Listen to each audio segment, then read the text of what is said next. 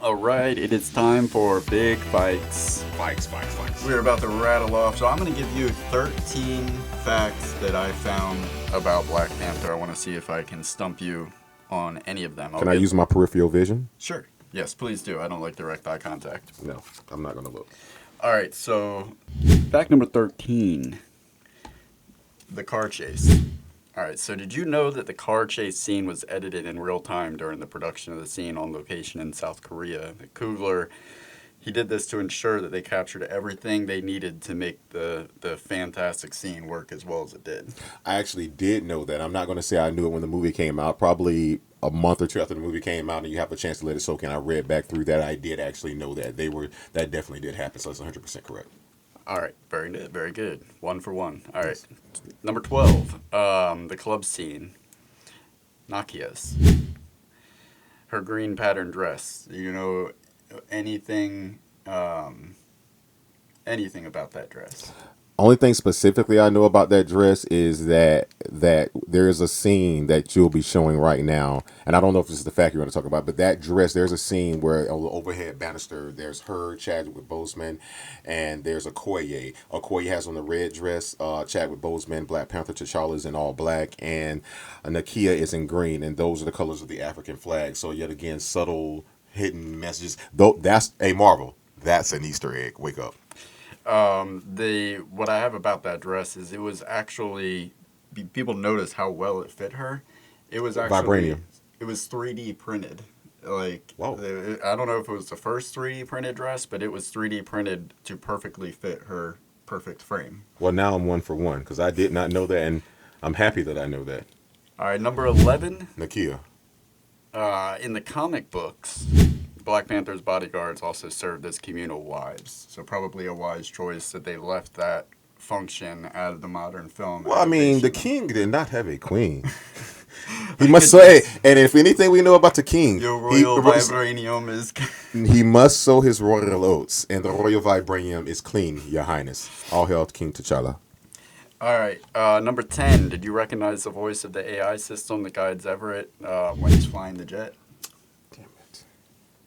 I know the voice of every other AI. No, because I know the voice of every other AI in Marvel Cinematic History except that one, so I'm sad you got me on that. What is it? Trevor Noah. Who is that? I think he's actually he's from there. I can't remember exactly where. You don't know where there is? Over there, yonder. No, I'm think he's. If I'm not mistaken, he's from England, and his dad's German and his mom's black. Now, how's that for a fact check? Look that up. I do know that the parents are. I do know that you have your cell phone out, and Mr. Royal has his mind. He's South African. So don't trust the mind. I know. I said his dad was German and his mom was black. Could you please read that? Okay. No, read it. No. No. He's I a want you. South African comedian, writer, producer, all this other great stuff. He's the host. Trevor, man, come follow our show. Look out for me, Trevor. You're one of the good ones, bro. Come look out for me. His parents were Patricia and Robert Noah. I don't want to go too. All right. Well, I'm there now. His mom used to have to walk down the street, and she's South African, and his dad is Swiss or German. He is not important enough to have a. I don't care about him. but I knew something. He does look German-esque. Oh, now there you go. You killed it. What he looks like. There we go. Because they all look alike. There we go. All right, we'll cut that part out. All right. So next question. So I'm now what 1 for 2? We'll just say you're winning. You're doing well. I lost track. Okay. Number 10. Chadwick Boseman was the first and only person considered for the role of T'Challa. Incorrect. Actually, if you think about this guy, let me take a look. What was his name? I don't know. Sam Wilson. And go ahead and tell me I'm wrong. Sam Wilson was considered. Don't worry, guys. I'm setting him up. Blurred. Something to throw it off the backboard. Don't worry. Who's Sam Wilson? Sam Wilson's the Falcon. Is this a real person? Oh, it's a real person. Sam Wilson's the Falcon. Okay. And who's the Falcon played by? I have no idea. Anthony Mackie, who was also considered for the role. Oh, yes, he was. No. Yes, he. Okay, guys, now it's time to go see who's right, Durgan or Royal. Let's do the meter right here.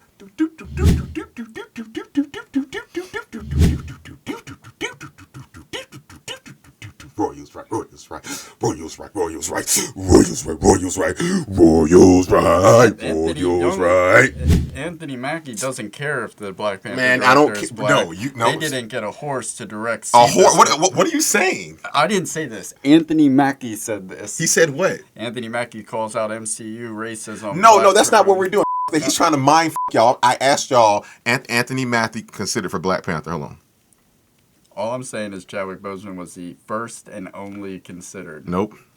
Hold on. Mm-mm. Why you gotta disrespect the man in death? I'm not. Why you gotta respect the lie in life? Hold on. Now I will say this, Durden. Okay. Now I will say this. Now while Chadwick Boseman was probably Marvel's only choice, there were a couple of people who tried to throw their names in the hat.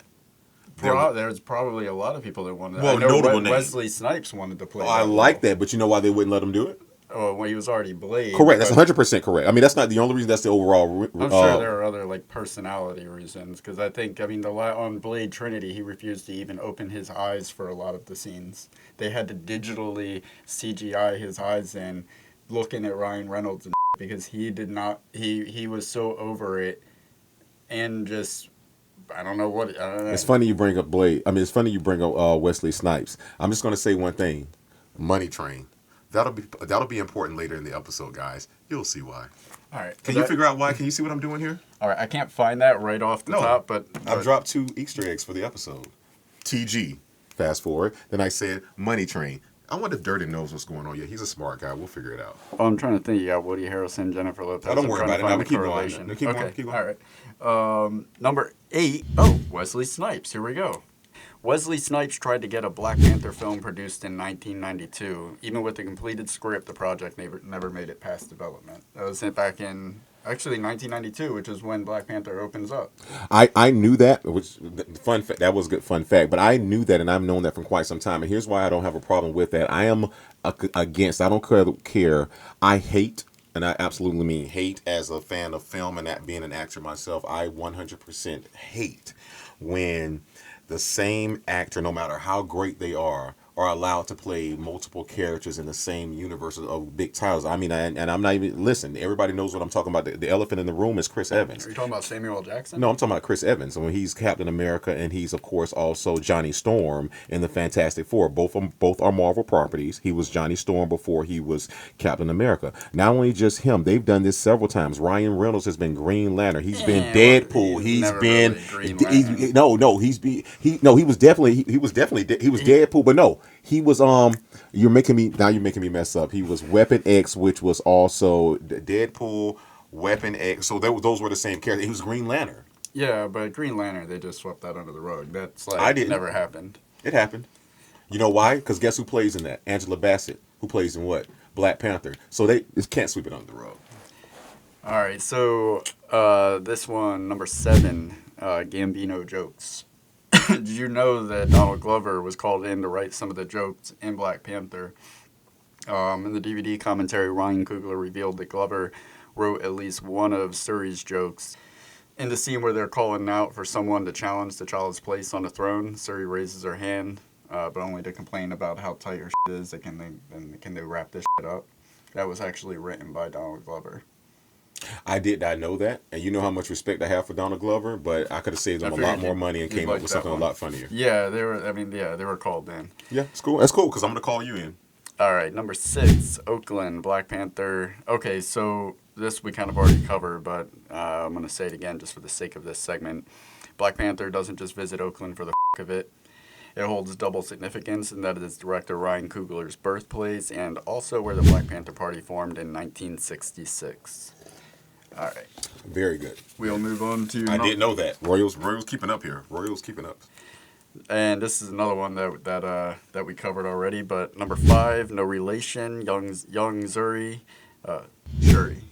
Which one? No, Zuri. I cannot.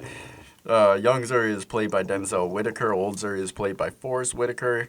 No relation. And you can forgive yourself for assuming that. They are as related as T'Challa and Killmonger in the comics, of course. The Whitakers actually did play father and son in The Great Debaters. So I was bringing up, let's see, we got that in there? No. Okay, so, yeah, no relation. Eric Killmonger and T'Challa are cousins in the film. In the Correct. comics, no relation at None all. whatsoever. Okay. Number 3, the accent.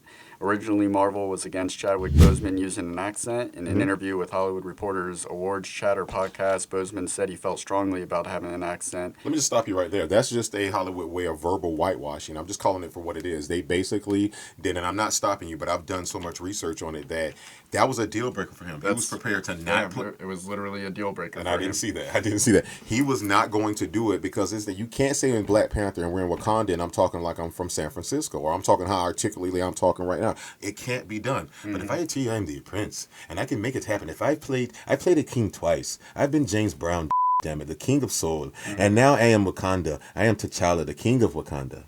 I am two kings at once. And I'll say play Jackie Robinson. Damn it. I am a martyr. I'm a man for the times. And he was asked why the accent was important to him, and he actually had a very good character-driven backstory for it. He was like, somebody with a European accent's not going to be born into the throne of Wakanda or any place in Africa. They're not, unless it was colonized, and Wakanda has never been colonized. That's what makes it important. But that's what made it believable. The story, see, and that's where character development and story writing comes in. You have to have several people in the room to flesh out those ideas. And the reason why I say that, guys, is if you're ever doing a film, think about it this way.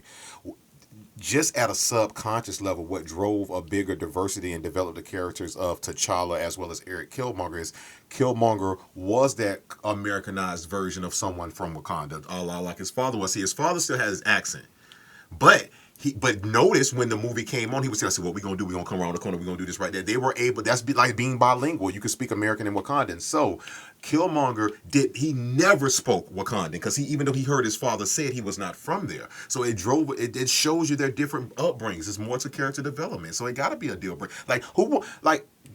Come on, man. He said if he compromised there, he saw it as like a slippery slope and compromises for the sake of making people feel Well, when you're talking about slippery slopes, before I hate to stop you right there, but just on that same fact, since we're talking about it, that's what caused Ava DuVernay and F. Gary Gray F. Gary Gray dropped out for obligation reasons to other films, but when it comes to Ava, she dropped out because of creative differences. So you're talking about you have a chance to be a part of Marvel, but I want you guys to understand as filmmakers, there are independent filmmakers, there's industry filmmakers, but you got to decide which one you are and what you're willing to compromise. As a filmmaker, when you put your name on a film, that's your film. So it's all about what you're willing to give up. They didn't say that Ryan Coogler fought for the accent. They said it was a deal breaker for Chadwick Boseman. And at a certain point, you got to stand up for your rights, guys. You got to stand up for what you believe in as an actor. So, yeah.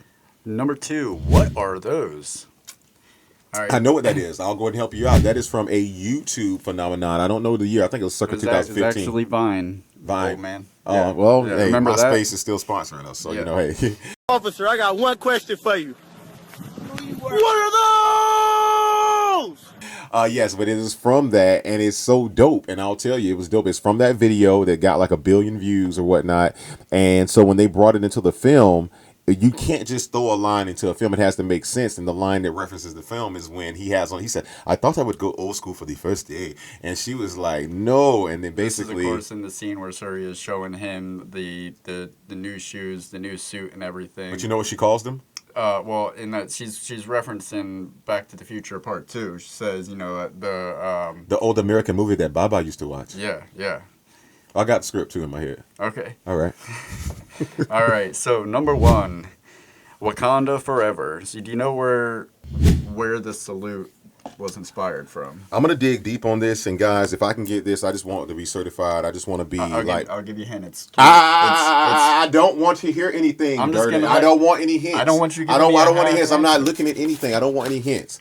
First off, let me tell you this. It's not a hint. First off, it's not a hint. It means hug in certain cultures. Okay, that's 1. Can I go now? 2 more. Yeah. I've only got 1 more for you. Okay. It means hug in certain cultures. Number 2, that's how they used to, if I'm not mistaken here, when they used to lie to us and tell us that all these Egyptian kings were white and all this pharaoh and all this other crap, whatever. But that's how they used to bury the Egyptians. They used to have their hands buried like that. Now I do know those are the 2 things. I don't know the third thing, but I will say this because I don't want the third thing to be something I miss and he said. I want to make sure. I'm not gonna lie. I have to go back and look at my notes on this, and I do know it. I just want to make sure I'm not. Nope, I already know it. I'm not gonna look. If you want to know where the term Wakanda came from, actually, Wakanda is actually based off a real village called Wakamba, and Wakamba is a region of Kenya. So that whenever you say Wakanda forever, it actually comes from Wakamba. So that may not be his third fact, but at least I got 2 out of 3. And guys, No, give you boys some credit. those were the solid too. Yeah, hit the applause. The last one was it's based on a lot of West African sculptures. Did not know that. History. Yeah. Okay. All right, that is Big Fikes. Hey, guys! I told you we did. Hey, tell them we don't discuss this pre-hand, do we? We don't. No, this was not. You wouldn't allow me to discuss this. You wouldn't even look at the videos that I sent you of me taking the notes of this. Well, yeah, this is true.